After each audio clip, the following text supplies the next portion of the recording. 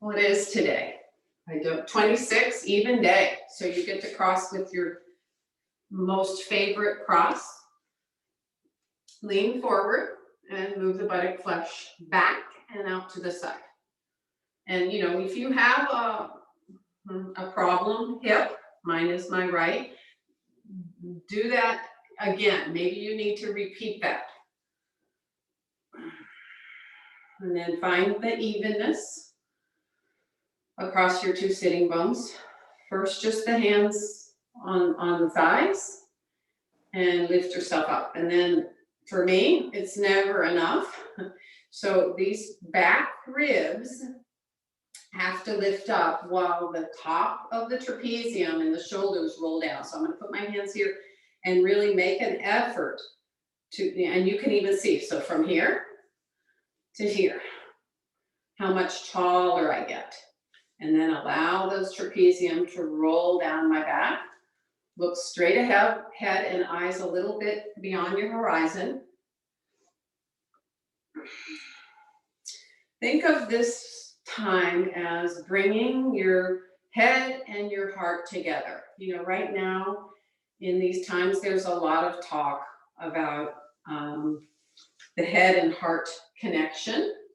You know, we think of that heart as the seat of truth. You know, you'll always say, oh, you know, when you're talking to somebody and you say, oh, I feel for you, you might put your hand at your heart.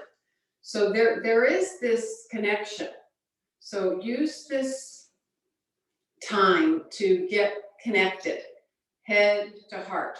And what we have to do is lift that head up towards the brain cells of the head, but then also allow the brain cells to descend and meet there at your heart. Just think about that for a moment.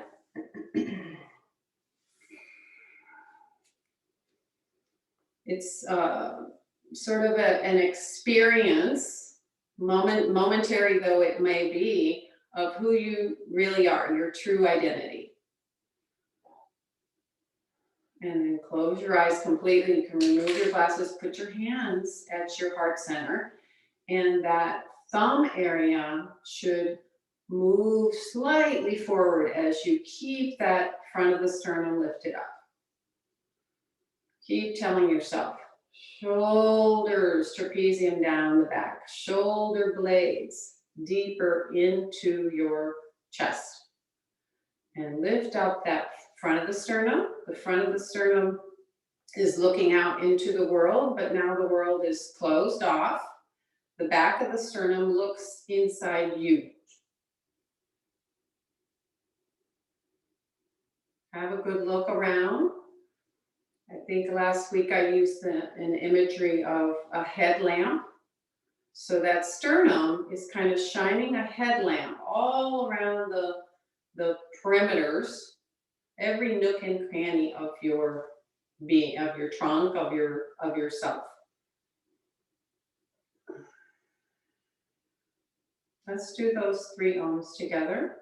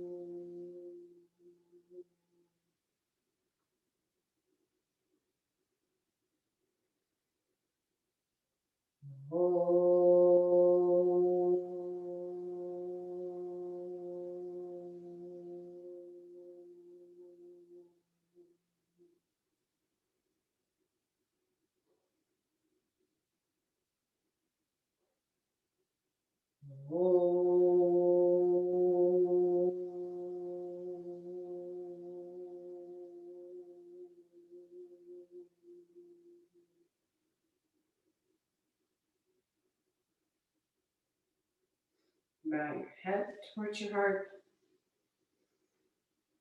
Salute the soul within. Release the hands on the legs and then slowly lift the head up. All right, so I'm going to be, referencing back to a sutra today. I'll just read it from Edwin Bryan's book, but it's 334, but I think it might be 335 in BKS's, but it's by samyama, which means integration of dharana and dhyana, right? Concentration and meditation. So that's just integration. Or if you want to, have a more layman's term for it, by complete concentration on the heart, knowledge of the mind ensues. Wouldn't you like to know what's up in that brain of yours? So that you know your heart and your truest self. So I want you to just be thinking about that today. It's 334 in Bryant's book, and I should probably just look it up real quick in BKS's so you won't have to do it later.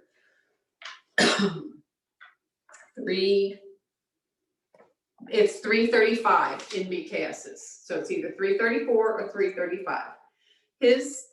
Let me read BKS's too. By samyama, on the region of the heart, the yogi acquires a thorough knowledge of the contents and the tendencies of his or her consciousness. Sounds a little scary, huh? All right.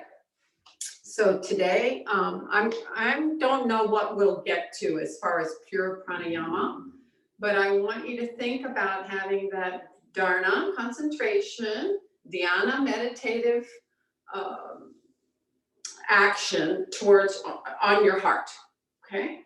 So we're gonna start in, if you don't have two bolsters, I'll set it up like I don't have two bolsters, because I know not everybody has two bolsters, but it's basically two bolsters, swastikasana. So here's and it's across with one. They're both going across. Here's my second pretend bolster. If you have two bolsters, you just put them across your sticky mat, and you're just going like that. Now the head bolster should be a teeny bit higher than your other bolster. So you can see that?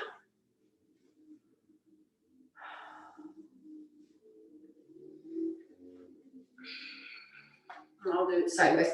So I'm just gonna have you pick your favorite cross. We're not gonna do this through twice. So mine is with my right leg in.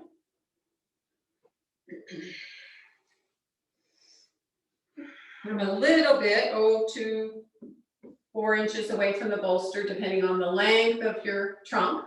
So I'm going over the first bolster, and my shoulders kind of find this little hole. Do you see where my shoulders and my arms are? Out to the side. It's quite comfortable. If your legs are not relaxed, and you need, let's say they're way up here and it's not comfortable, and this groin area is tight and not releasing, then you could take 2 other blankets. Here's the easiest way. One blanket, this long way, rolled up.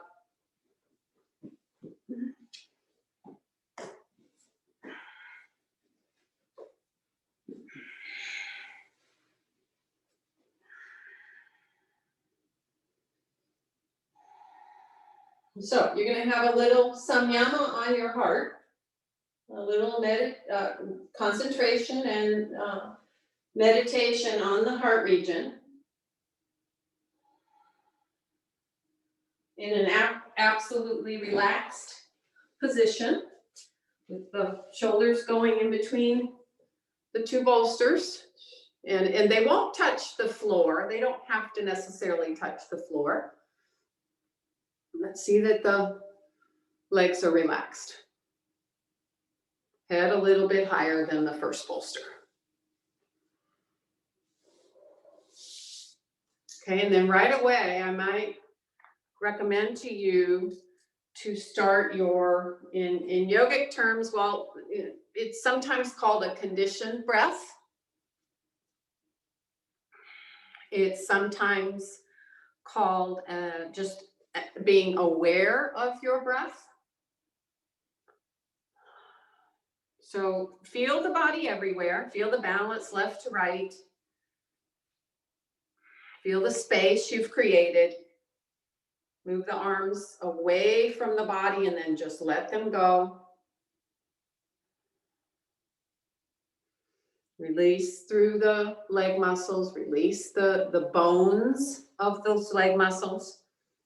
And you're just in this process of becoming deeply aware of your body first, that it's in a relaxed state, and then your breath.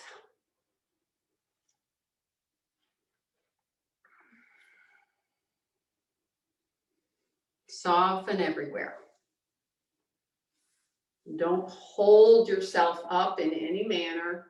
Let the body descend. Those of you who were at the workshop, Lori talked about the cross sections of the body, particularly the trunk and the diaphragm and the lungs. So imagine that you're letting that top cross section go to the middle go to the bottom, and so forth.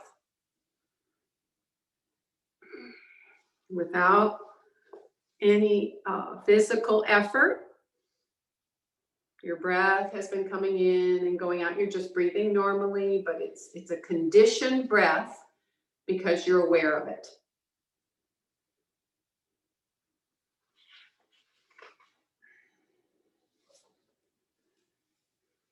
It's kind of the beginning of a pranayama breath. It's meant to bring balance and steadiness. Feel where your breath is moving.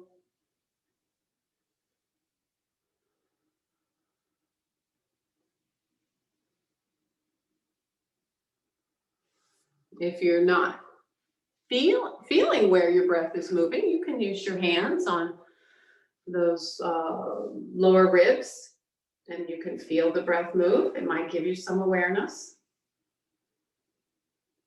And once you place the breath, once you find it, then you can release the arms back out.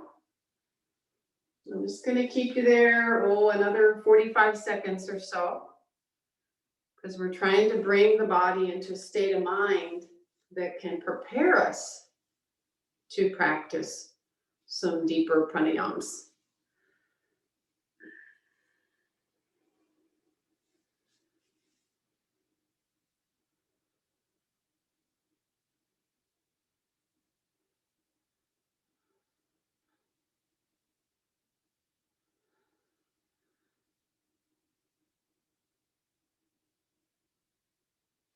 By samyama, on the heart region, the yogi gets to know its truest self.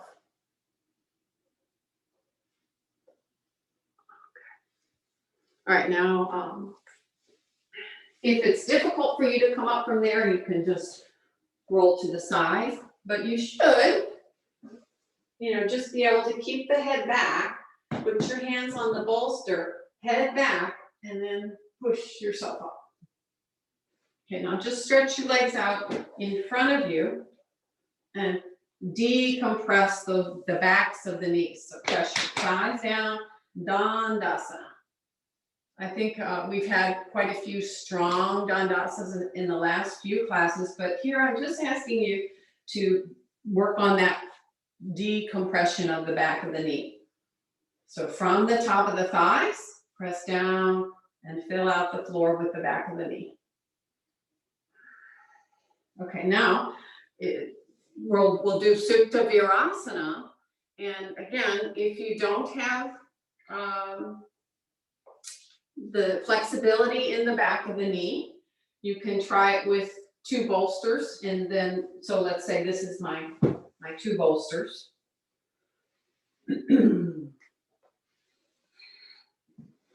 You may need a block or 2. So I make this a little bit longer, putting the block there. This is, I'm doing, maximum, because I think there's some people who this will be difficult for. I'll show the more, if you don't need all this, you've just got, please do it at least with one bolster and one head blanket. So I sit on the first bit of blankets in a high virasana. And I go back and I scoot that buttock area forward, and then I'm down. My arms are a little high, but it's okay. So that's one option.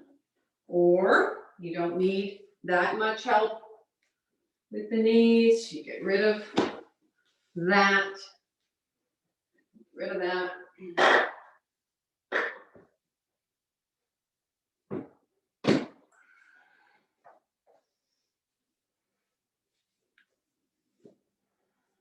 Supta Virasana. So the back of the pelvis, the sacral area should face the floor, not the edge of your bolster. And then relax the arms. Lengthen the back of your neck.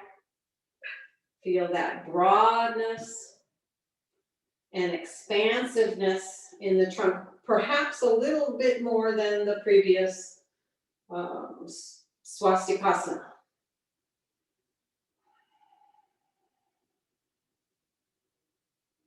And then bring your focus, your concentration, kind of a meditative aspect of your brain, of your consciousness, towards the heart center. And again, it's just that conditioned breath, or the beginnings of learning to adjust your breath and being able to change it. Patanjali tells us that breath is external, internal, or suppressed modification, regulated by place, time, and number.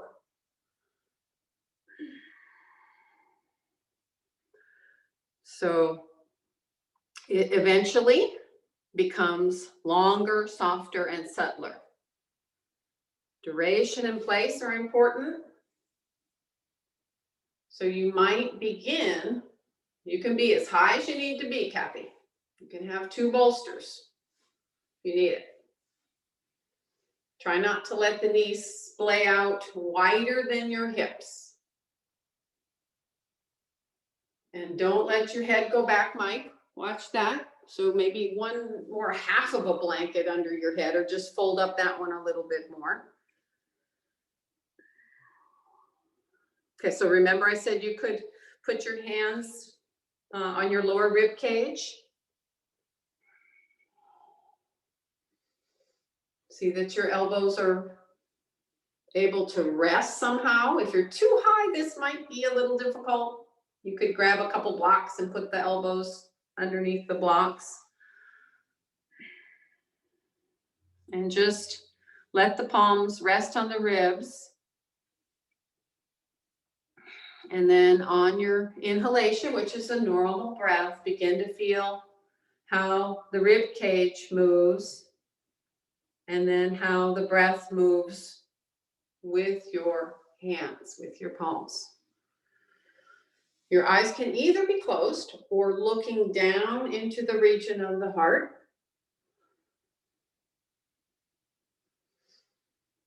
Be careful.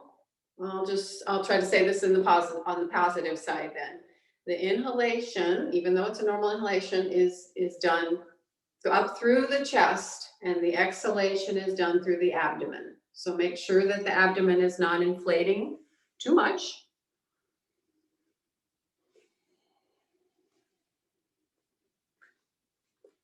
In conditioned breathing, the abdomen should not inflate with the breath. Rather, you're now directing the breath into those lower ribs on the exhalation.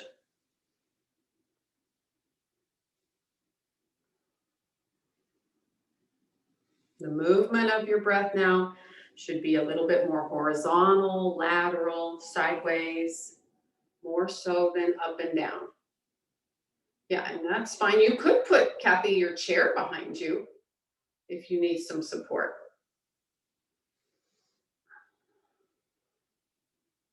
Okay, 45 more seconds and I'm not going to talk. Conditioned breath. Direct your breath, inhaling up through the chest, exhaling through the abdomen. Very little movement in the abdomen.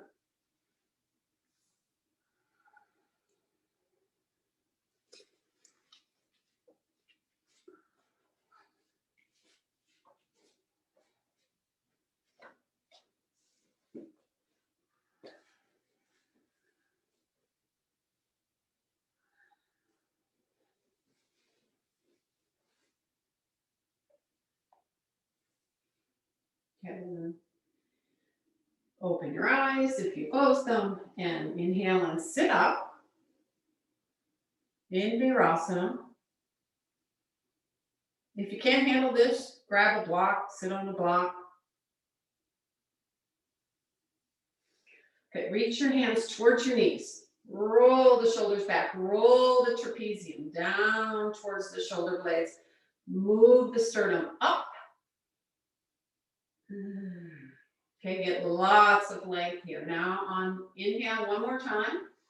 And on your exhalation, turn towards your right. So bringing your right hand to the outer edge, the farthest edge of your bolster. Pull the right hip slightly forward. So I'm drawing that thigh from the thigh towards the kneecap and turning. You can look down and see, observe, if that left side of the chest is low or lifted.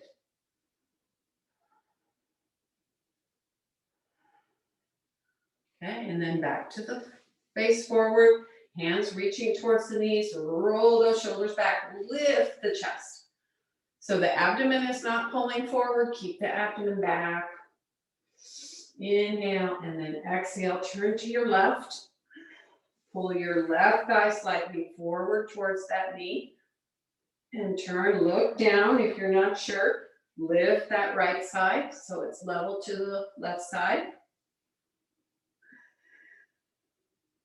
Lift that sternal notch up and up.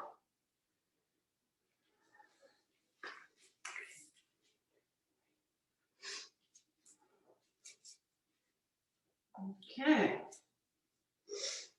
Now, if you, again, I'm not going to use come up and just decompress and just put yourself so you can see the demonstration.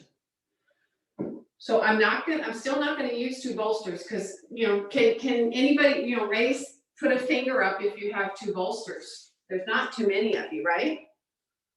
1, 2, only one.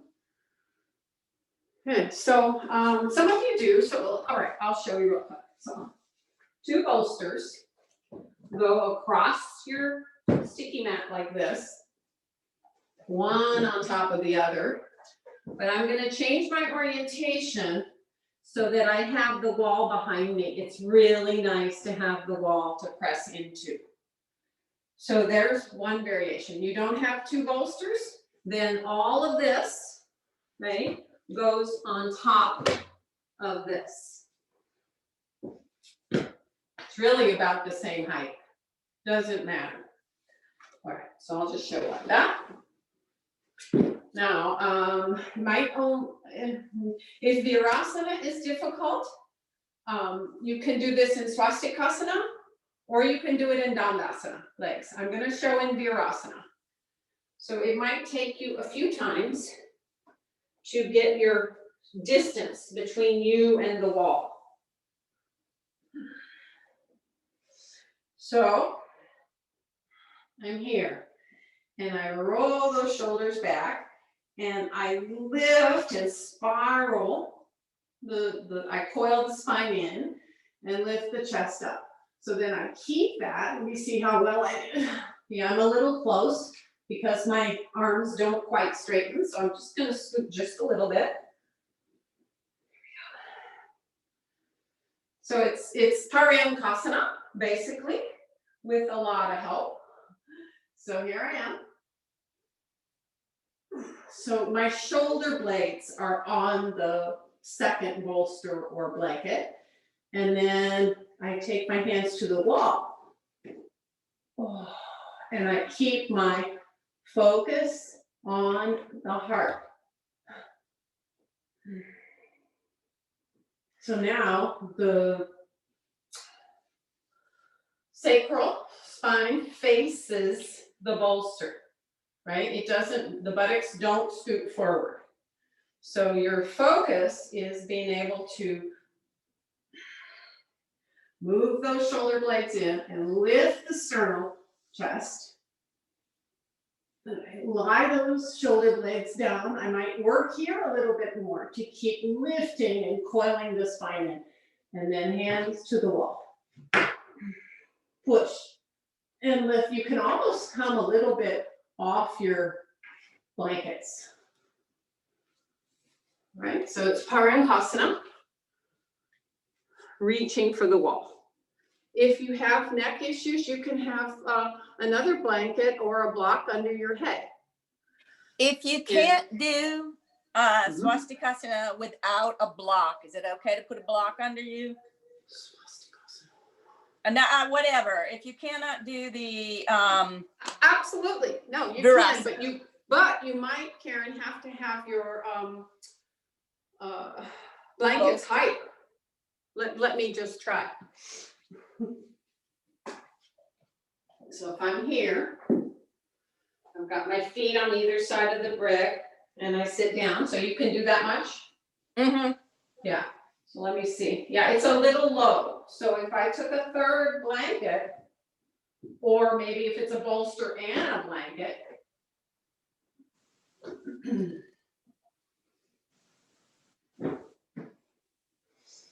Yeah, that works. Okay. So it's the shoulder blade. So here when I start, I put my forearms on the height and I lift up. I really have to keep the lumbar spine lifted up.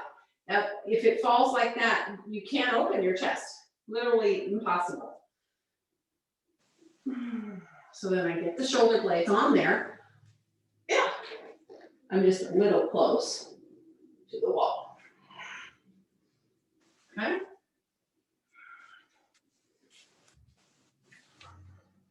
Okay, you won't be there that long, but can you still have that conditioned breath and samyama on your heart region? Total focus on your heart region. Yeah. There you go, nice. Use the wall to keep the shoulder blades up and in to the back. Yeah. And you can sort of imagine that you have to shoot the knees, especially the inner knees, forward if you're in the Virasana version. Okay, this is a little harder, so I'm not going to have you there that long.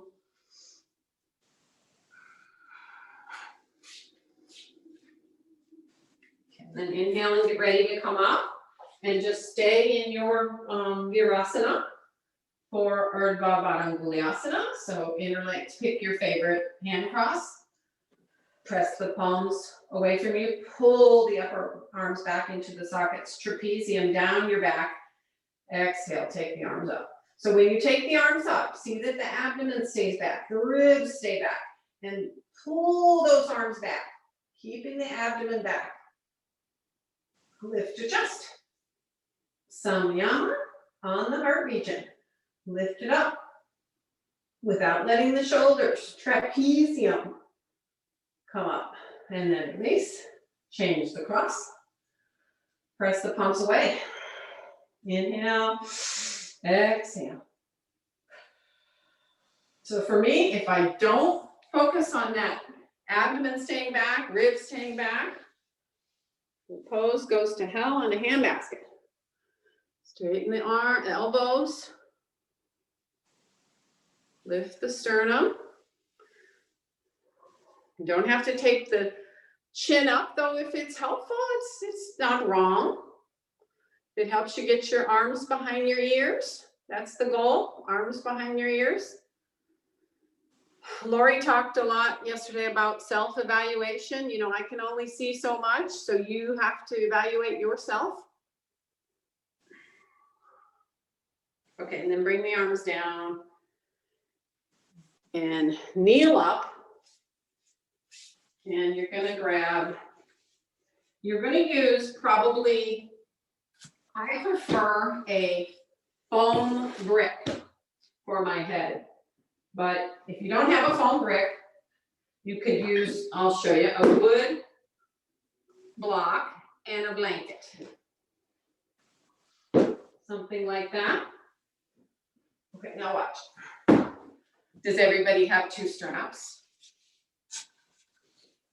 Hopefully, 2 straps. All right, grab your 2 straps and then just watch the demonstration. Now, everything's been pretty easy so far, right? It's been more of a brain intellectual practice so far. So now you're going to have to use your physical nature.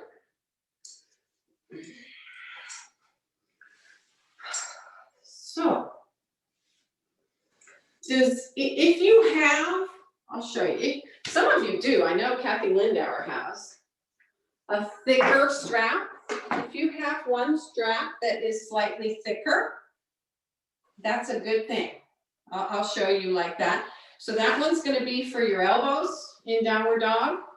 I'm going to hopefully have you there for 3 minutes. Now, you know, this is, if you can't stay for 3 minutes, you don't stay and you come down and you do Adho Mukha Virasana.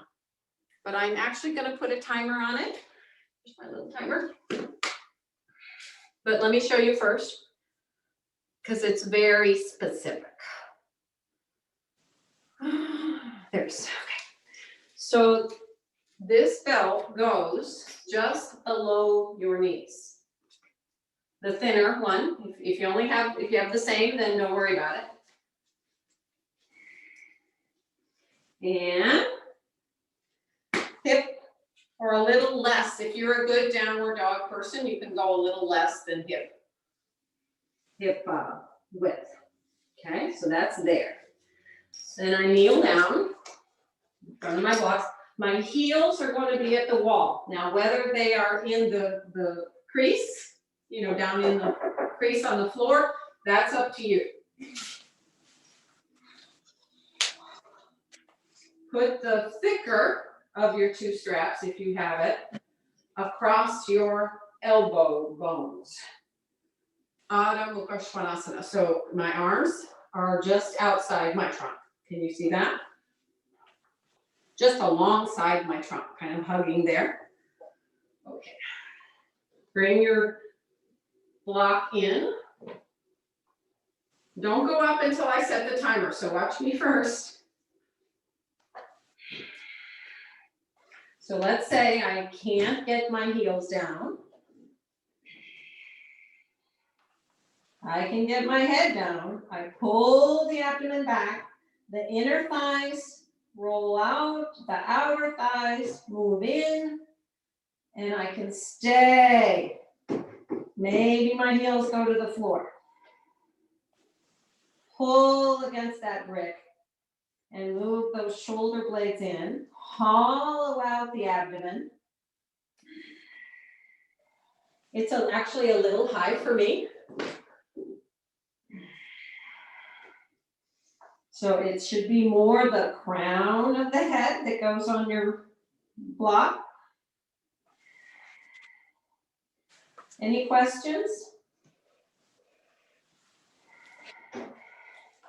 So it's Adho Mukha Svanasana with support. Here we go.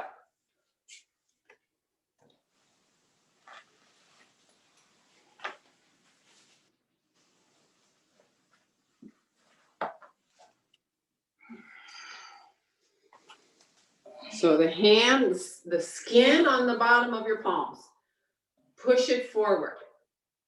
The arms have to reach up. The bottom, the forearm can pull into the strap a little bit while the upper arms hug in to the body. And now you can pull against that strap on your calves, just below your knees. Pull the abdomen back towards the spine and make your lower back long. Reach it up.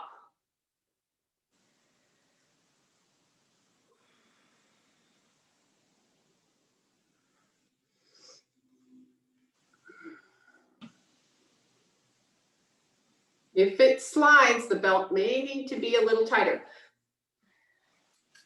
Make sure that the belt is on the elbow bones, Mike. On the bones of your elbow points. If it slides, then you may need to tighten it up a little bit, but it should give you that ability to move the shoulder blades deeper into your back and up towards the waist. And the head just releases down. Yeah, I forgot to remind you to tuck your shirts in. Okay, work on the back of the knees. Put your mind at that heart center, and the heart moves up towards the navel. Up towards the hips.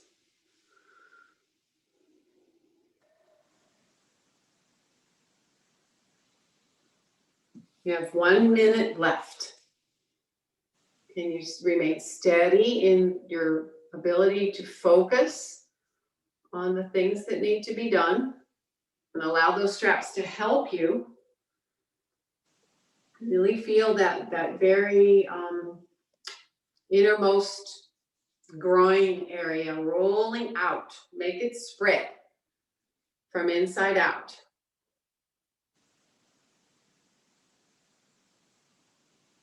Where that outer hip area has to move in. It has to move back, right, towards the wall behind you, but it has to move into your body, into your own self.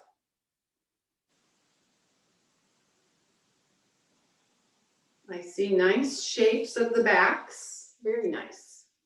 And you have 20 seconds left. Give it the last effort. If you can get your heels completely flat on the floor, do so by using that strap that's on the calves. And the toes have to extend forward in the direction of your head. The ball of the foot forward. There went the timer.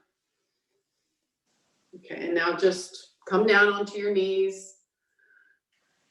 And you can take out a Mukha Virasana. You can loosen your straps and just take out a Mukha Virasana briefly.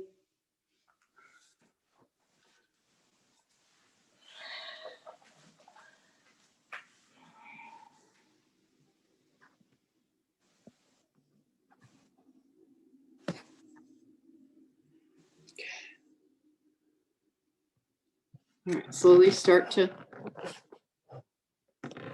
come up. And now we have to do it because we have to do it. But we'll do chair, Dvipada Viparita Dandasana. And what I would like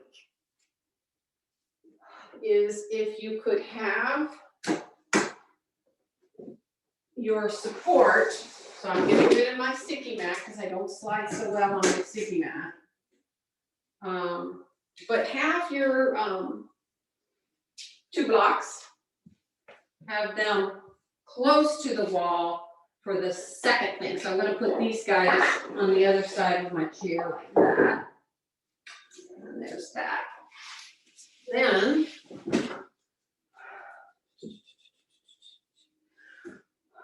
what you need is the support that you would need to take your hands like Shirshasana or true Dvipada Viparita Dandasana. So I'm basically going to take the support that I might need for shoulder stand. 1, 2, 3,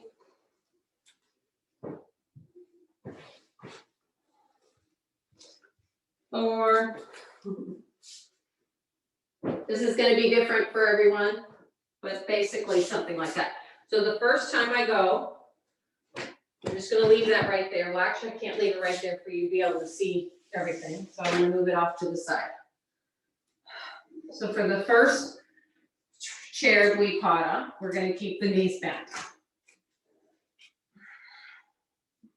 So I come through the chair all the way to my waist and kind of scrub that lower back on the edge of that chair. And then I come to what's affectionately known as neck curvature.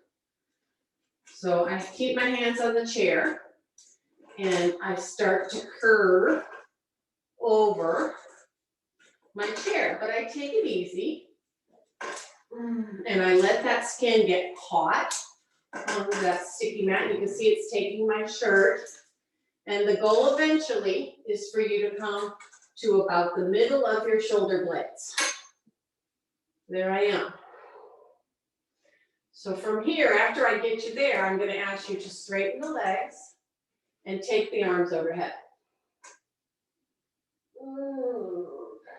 So you'll do that. Then, remember your support. You'll bring your support in.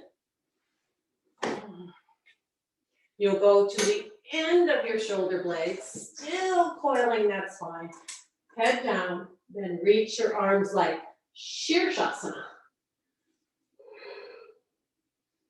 Maybe, remember those blocks I said that you might need?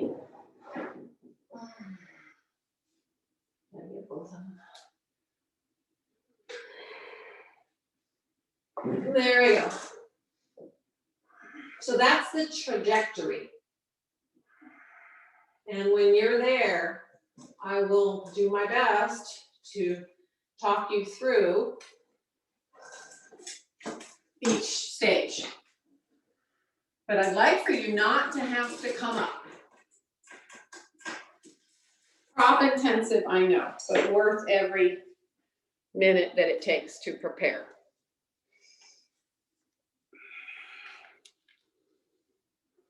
Make sure your chair isn't on a sticky mat so that you can slide.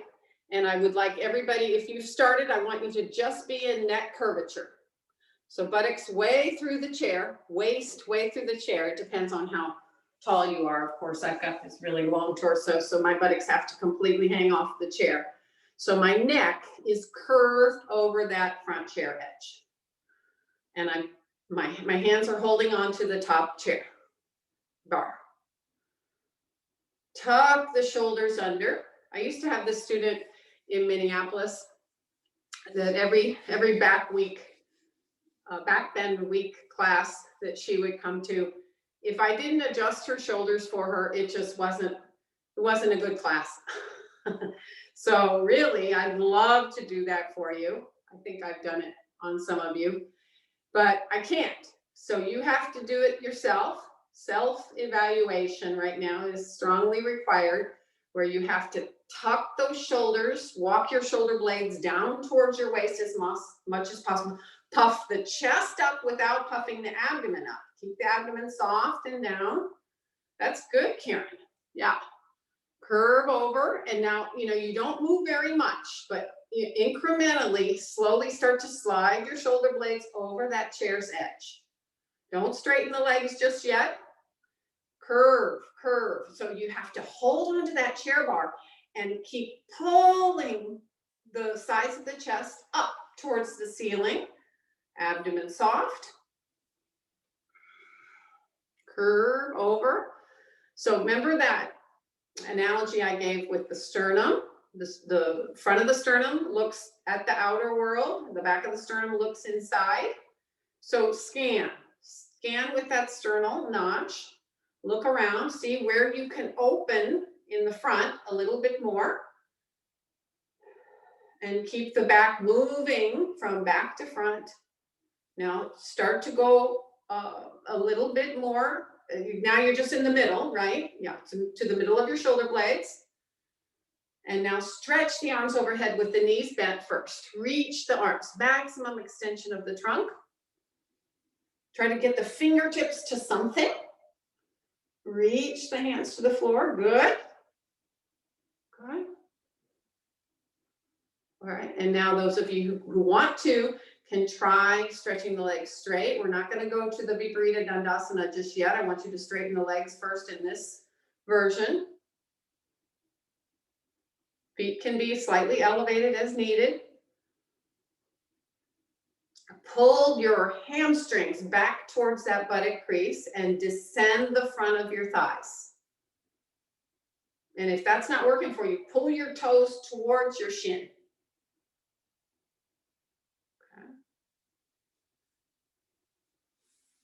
Okay. Good.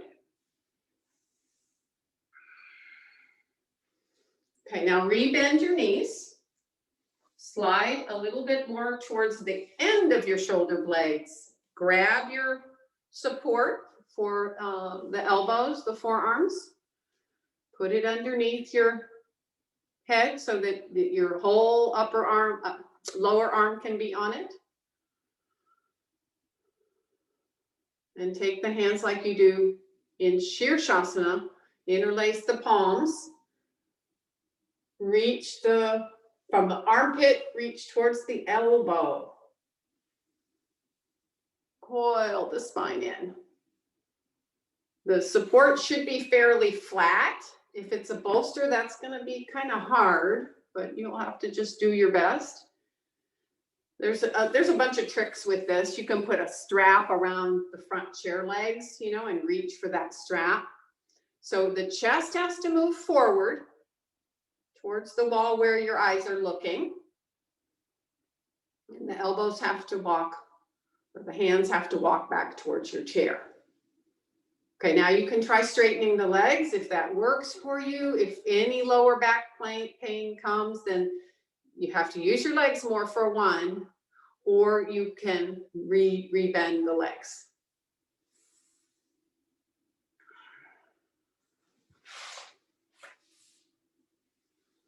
Yeah, keep walking, Patty, your hands towards the back of your head. And if I were there, I'd sit in front of you, I'd put my feet on your elbow points, and I'd have a strap around your shoulder blades, and I'd move those shoulder blades deeper into your back. The head should be comfortable. Curve more. Deflate the abdomen.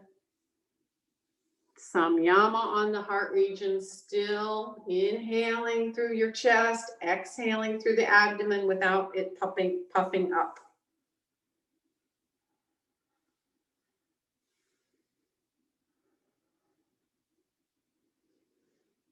"30 more seconds there. Be as long and open as you can be.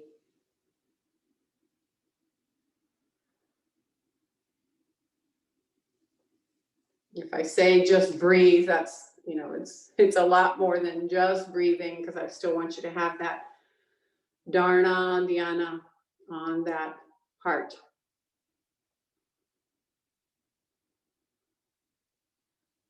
Looks really, really nice and long today, Marcia. Mike, looks good. It's optimal if you want feedback for me to see the side view of you in this pose, but don't worry about it right now. My fault for not mentioning that earlier. But basically, if this Zoom stuff, you can go ahead and start to prepare to come up, bend your knees, hold the top of the chair, and your hands can go to the chair seat and head back. Lift your sternal notch up and up and up. Head is the last thing that comes up. But my point is when you're looking at a demonstration, if you can set yourself up the way I've set myself up as far as the relationship to the camera and you, then I'll be able to give you the most feedback. Okay, so now you really have to come out of your chair, but I'd like for you to have your bolster. So you watch, you sit in the chair, sideways, side saddle.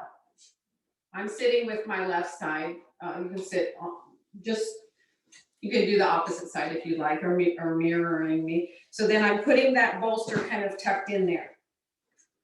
All right, so those of you who were with Lori over the weekend, we did this seated in swastikasana.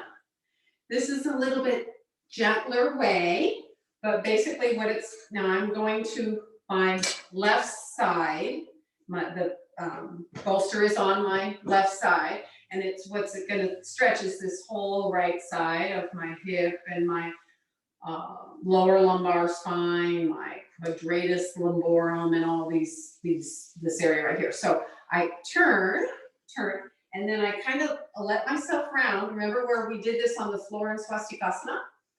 We did it from the floor in swastikasana, and we crossed the elbow more, sideways. But now here it's just going to come across the arm of the back of the chair. And I can just let my head go over the chair, and I can rest both arms. But where I feel it, all here. Very important muscles for pranayama.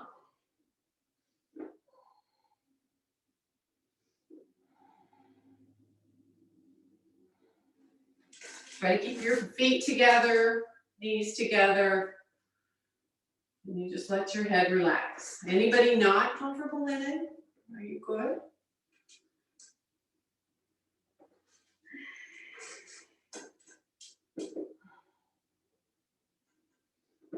Breathe into your back body more. Feel that breath in your back body. It's very obvious in this shape. Okay. And then instead of turning my back to you, I'm just going to spin my chair around. Have my right side. So you have to pick your bolster up, scoot into the chair, and then let your bolster go down. First, sit up nice and tall. Start your turning. I'm going to the right, so I'm crossing my left arm over that chair bar. Oh, and then I kind of just let the head go, let both arms go.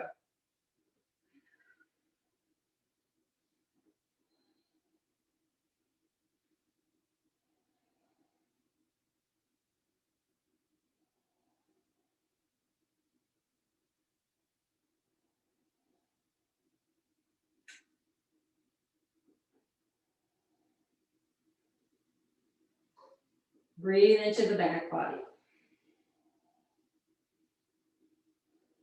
It's easy to feel the movement of the front ribs, but can you feel it in the back ribs?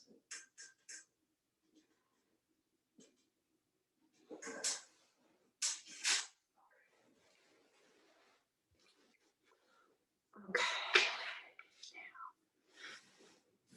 All right. Come up. Put your mat back down on the floor.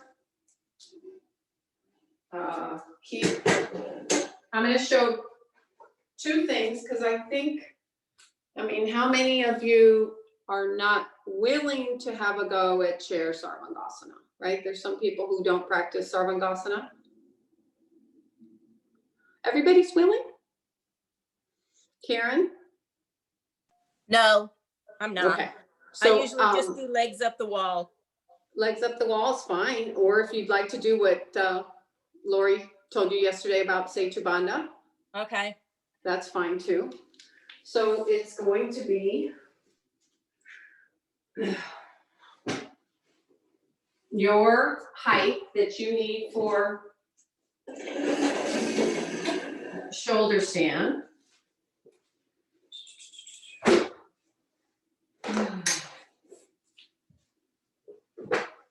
I use these blankets folded this way because my shoulders are not wider. So when I roll and tuck my shoulders back, this is as wide as my shoulders are. But you might need to use the blankets all opened up.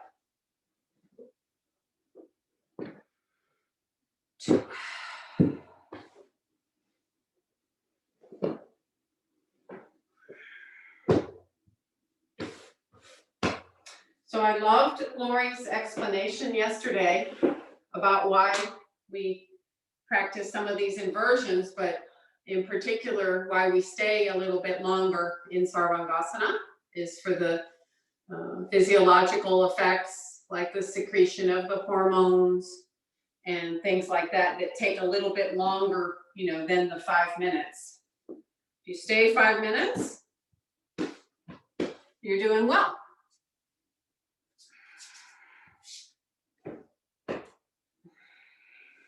Okay. So this is one way that I was taught that is very safe. I like to have a little bit of padding on my chair, but I'm going to make a sandwich. So watch, I'm going to open up the sticky mat and put the blanket folded that fat way on the edge of the chair seat. And then I go like that. So I got a little padding. And how you know where you are on the wall, better take this down.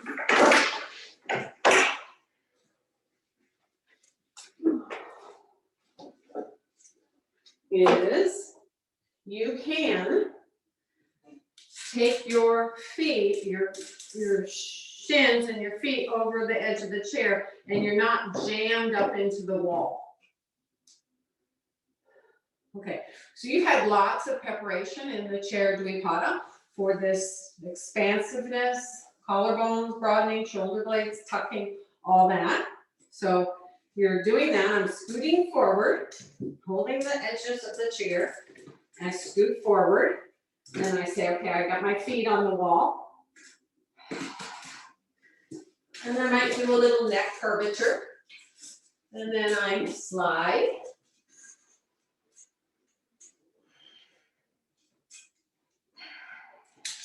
Put the feet on the top of the chair.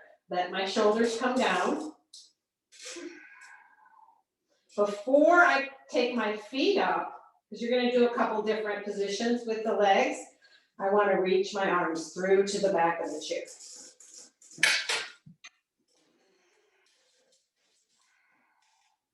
So I kind of pull that chair into myself while keeping those shoulders well tucked. And then we'll do a little Viparita Krani version first.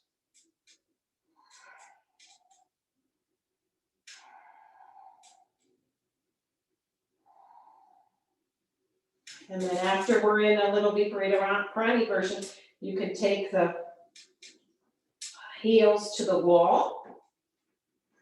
Maximum extension of the trunk.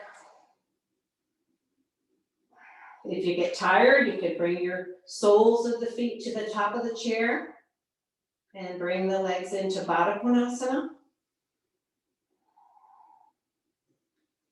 Okay, I'm going to come down. If you're not sure that you've never come down from this pose, you can still be watching me. But I take my feet off the top of the chair to the chair seat. Take my hands out and hold the top of the chair seat. Then I begin to scoot very carefully until the buttocks are on the shoulder support. And there I am. Okay, so you guys are it. Go ahead and get started. Anybody have any questions or concerns? This is Patty's favorite pose. Yeah. Make sure the back of your neck stays nice and long, Kathy Beckman.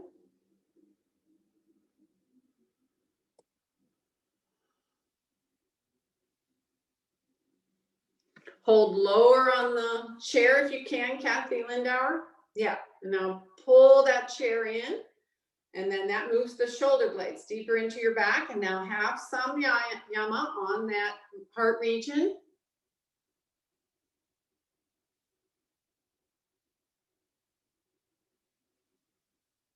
Press the front of the thighs to the back of the thighs.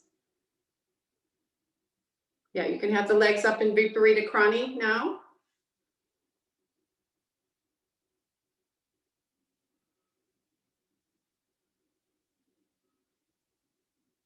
Your arms have to help you. Keep holding on to those back chair legs. Legs right over the hips. Thighs back a little bit, Marcia, but calves forward. So if you don't get this, you could flex your feet just a little bit. All right, you don't have to come up like that today, but you can if that feels good to you. Mm-hmm.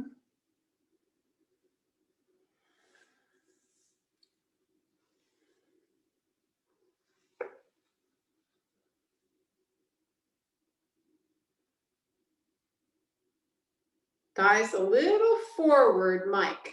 Thighs just a tad forward towards your head, towards your head. Yeah, right there.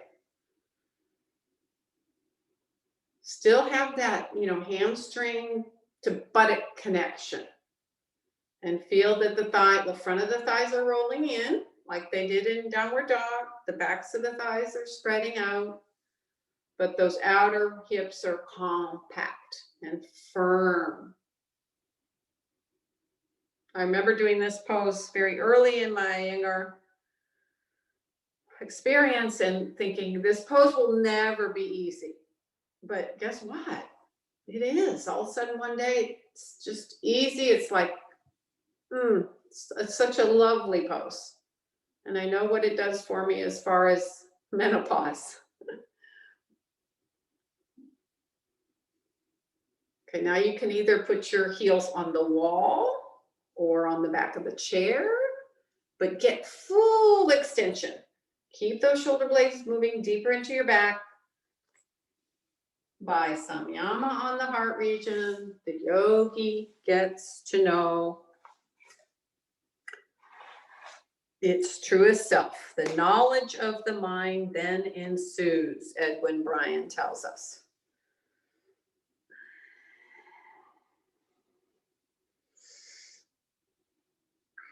If our heart is truly the seat of truth, then our heart is an expression of who we truly are. I said earlier, people say, oh, I'm heartsick about that, or I'm brokenhearted. Lots of references to the heart. It's the seat of our identity or our soul. So we want to keep that region open, happy.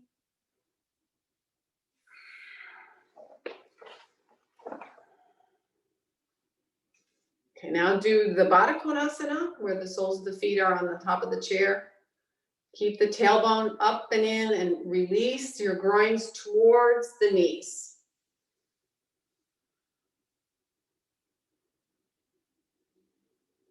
So soles of the feet are on the top of the chair bar.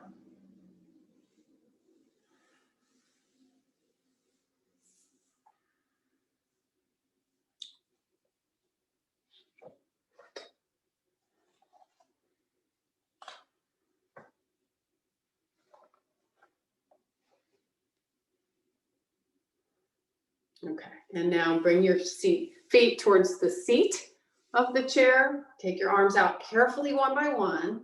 Hold the seat of the chair down a little bit with your hands, and then don't move your blankets where your shoulders are, but instead move yourself away from the blankets until your buttocks reach the blankets.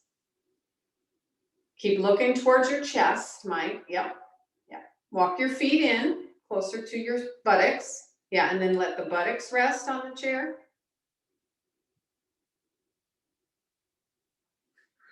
Okay. And then roll to the side and come up. And you're just going to make a couple of quick modifications so you can do Shavasana. But here we go. We're going to do Shavasana like this. I've got just a little bit of the chair leg on the sticky mat. I'm going to take a head blanket like that. made quite a mess here today. And then, if you have a second sticky mat, it's really nice to put it, it's black, so you wouldn't be able to tell that I even have it. But I'm gonna put it on top of the chair. Oops. And I'm gonna turn the chair that way so that the legs have this descending quality. All right, buttocks close to the chair. I'm gonna put my feet through the chair and I'm gonna hook my heels outside the chair seat. It's quite lovely. And this is for the groins and these deep abdominal muscles to totally relax. Because when we do pranayama with those muscles, start lower abdominal and diaphragmatic muscles, we get a lot more from our pranayama. So I've got the thighs. You can even help yourself. Roll your thighs in. Roll your thighs in. Calves along the chair until your feet are just hooked on the outside of the chair. Then my arms are out to the side. I can tuck my shoulders under, lengthen the back of my neck. And here I am in a lovely shavasana that should send your abdominals from the top of the pubic plate towards the spine. So instead of this, oh, that hurts, it should show the wrong side sometimes. It's not a good thing for us teachers. But here I have, the rib cage is inflated, my lower back is short. I don't want that. So I have a kind of a natural pelvic tilt so that the top of the pubis is going towards the navel, and there's a bit of a hollowness to my abdomen. This is important. And then I take my arms out to the side and remove my glasses. If you have an eye covering, you could take that. I'm going to ask you to do some a very, very, so I'll call it some breath work here with the legs up on the chair. So I want you to be absolutely comfortable. See that the heels are on the outside of your chair seat.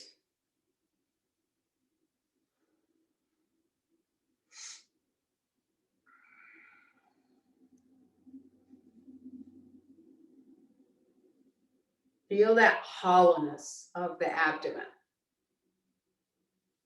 The top superficial muscles of the abdomen. Just releasing. I'm not going to tell you to pull them. Just release them towards the floor, towards the spine.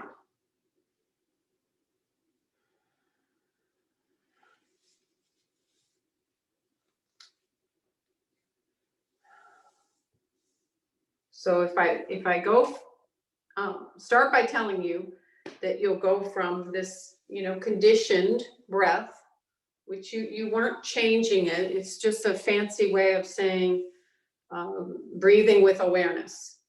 You're going from this conditioned breath to more of an Ujjayi breath. And I'm going to call this Ujjayi 3, because I want you to focus on the inhalation. So after your next normal exhalation, a long, slow, deep Ujjayi inhalation, bottom to top. And then when you can't take any more air in comfortably, then just a normal exhalation. Continue in that manner for another minute, and I will be quiet because I want you to focus that dharana, fixing the mind on one place. That's the region of the heart. Dhyana, meditative consciousness, I don't know how many you have, 50 billion brain cells, focusing on your heart. Long, slow, deep Ujjayi inhalation, followed by a normal exhalation. And then those of you who are, are practiced in Ujjayi breathing, you can go one right after the other, as long as you don't lose your focus or lose breath. If you start to feeling like you're getting hyperventilating, then you need to take a couple of normal breaths in between. 30 more seconds on your own.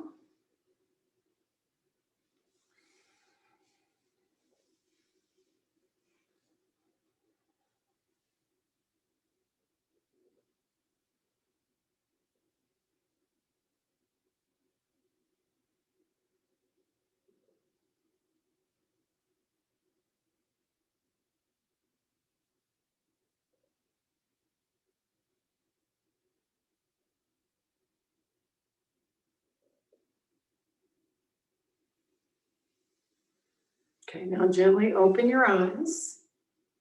And just for a moment, just for 3 seconds, notice that hollowness of the abdomen and how much in contact your lower back is to the floor. Okay, and now bend your elbows, roll to the side. Don't be in a big hurry, but lie with just one pranayama height, the lengthwise for your spine.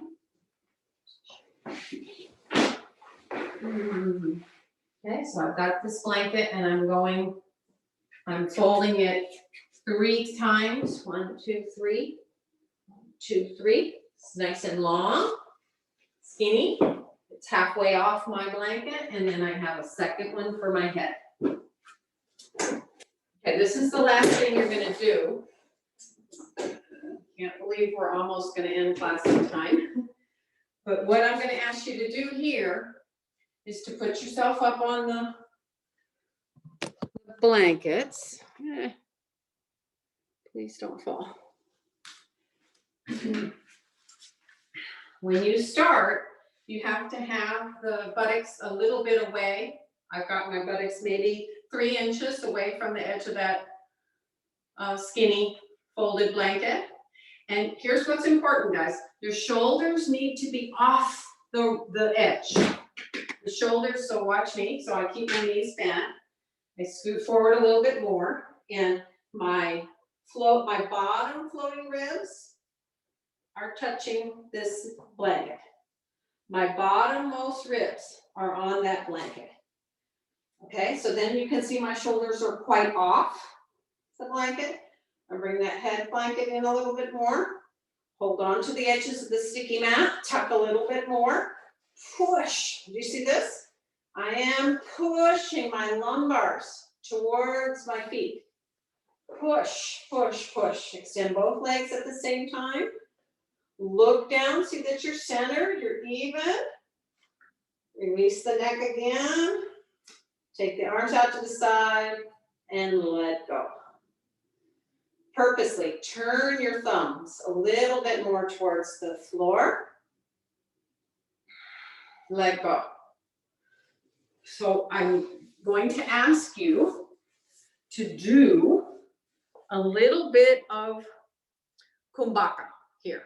So that's when we retain the breath, but how you're going to do it, you'll take that same long ujjayi inhalation, and at the end, when you don't think you have any more, I want you to try to fill up your container just a little bit more, and it's gonna, in particularly, gonna be coming up to this very, very top chest, collarbone area, and then you'll exhale normally. So we're running out of time, and I don't mean to be in any hurry, but basically you'll be taking ujjayi inhalation, long, slow ujjayi inhalation, and then you'll take that slight kumbhaka at the end of your inhalation. You'll take a little bit more of a sip, and you'll hold it just, not long, 2-3 seconds, and then exhale. So make sure that you're comfortable and relaxed. You'll be inhaling up through the chest, the abdomen stays down and soft, and then when you're on the exhalation, it's through the abdomen without that abdomen coming up. So normal inhalation, now sort of a preparatory exhalation, and now long, slow, deep Ujjayi inhalation. Inhale, fill up the container. You might get to the armpit chest, have a slight hold there, and now fill it up the rest of the way. On that heart region, samyama. And now exhale. So I'd like for you to do just 2 more on your own without me talking. Ujjayi inhalation, long, slow, deep Ujjayi inhalation. And then at the end of that Ujjayi inhalation, a little bit more of a sip, whatever else you think you might have, and then exhale. Inhale through the chest, exhale through the abdomen. Ready, go.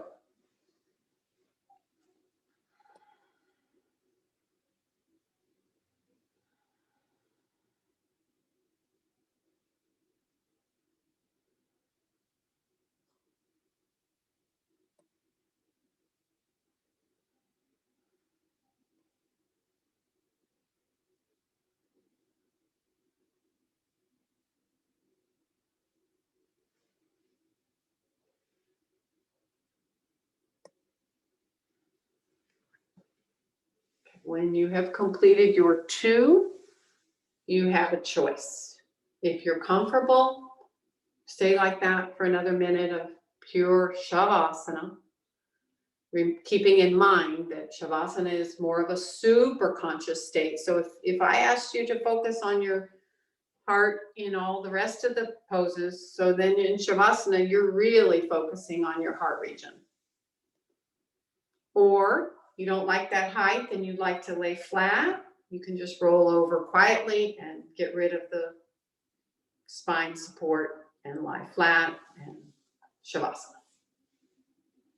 1 more minute here.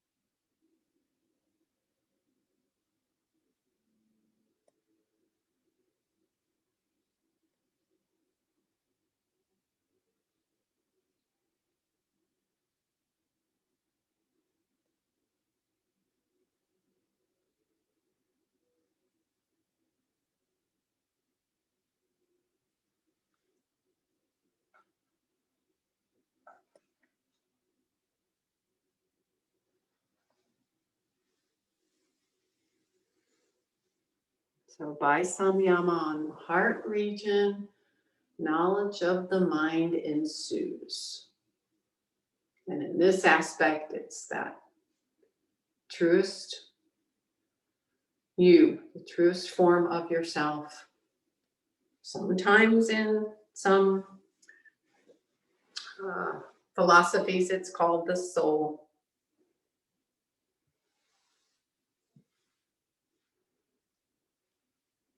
Okay, now just allow your eyes to open and just access the state of your mind because of this type of practice.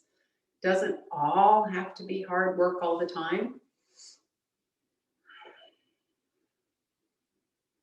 And then bend the elbows 1 at a time, bend the knees 1 at a time, roll to your right side. Stay on your right side for a couple breaths. And then sit up. Tall and straight, honoring your practice and our time together by bringing the hands together in Namaste. At the beginning of class, I asked you to feel that thumb skin lifting that heart center. Do you notice any difference? Is it just taller naturally? Do you have to work as hard at it?